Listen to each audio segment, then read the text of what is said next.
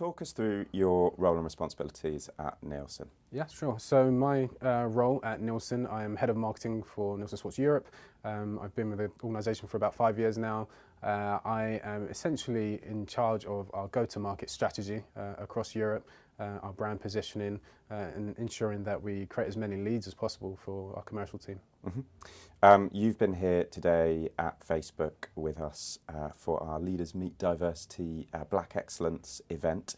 You've literally just come off stage. Yes.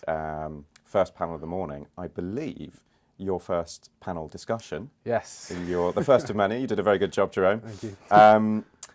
Give us, well, first of all, what were you talking about? What was the panel about? And give us one or two reflections thinking back on the conversation. Yeah, so today's panel was about kind of our life experiences. So I was joined by 3 other panellists who are doing really well in the sports industry and have had different challenges that they've had to overcome to get to where they are today. And we were kind of giving or narrating our story of where we've come from, how we've arrived at where we are now. And the kind of questions were more targeted to our experiences. My experience of the session was that it was really insightful, not only from the other panelists that I was hearing from, but the questions that we were getting from the audience as well. I think, generally speaking, one of the highlights now to kind of point out is what do we do with all this information? You know, there's a lot of challenges that we face as a black community, let's say, and how we open the door for other talent to come into the sports industry, but also not marginalise people because they are different. And I think that's something that really stood out today. It might seem like a basic question, but I think it's important to, to get some flesh on the bones of why it is important. But in your view, why is diversity and inclusion so important? I think it's critical. We all live on a planet, and this is more of a society than business question that I'd look at it as. In order for us all to succeed, we all have to live in a way where we treat our neighbour as we want to treat ourselves. It's like kind of the golden rule. So if that's the case, then let's give everyone the same opportunity to succeed, whether it be their skin, their colour, their gender, whatever it could be. And I think it's important that if we want to see a successful workforce that's thriving with ideas and different concepts, you need to be involving people from different communities, different groups, and that's the best way to kind of get a complete package. That's how I look at it. You've been at Nielsen for 5 years Yes. now, or Nielsen and its previous iterations. How would you assess the diversity and inclusion situation in your workplace? So Nielsen, I'd say actually very good. So our CEO is he's the Chief Diversity Officer, so that definitely helps make change.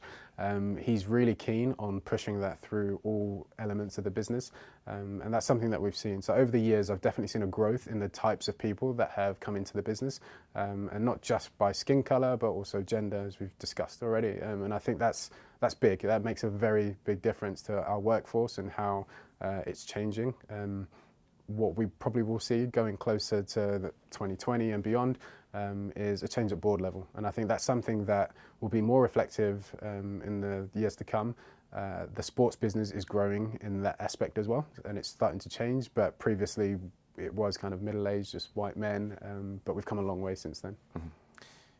At Nielsen for 5 years, in the sports industry in general for 5 years as well, and kind of going to industry events, meeting new people, forging relationships all across different facets of the industry.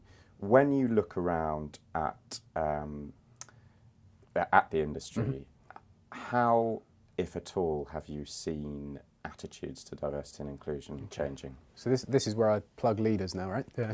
Yes, please. Thank you, Jerome. So over the last few years, I was actually having a conversation with one of the industry peers not too long ago just about this. When I first attended a leaders conference, it was literally just 90% male and white, and I stood out like a sore thumb. The leaders conference just gone. I was so surprised. I looked around and I saw a female, I saw a black person, I saw an Asian, and I was like, wow, the sports industry is changing. But that doesn't happen overnight. and I can see the change that leaders has tried to make in terms of widening the network of people they're reaching out to, and making sure that people are being exposed to these types of events, that are interested in the sports industry.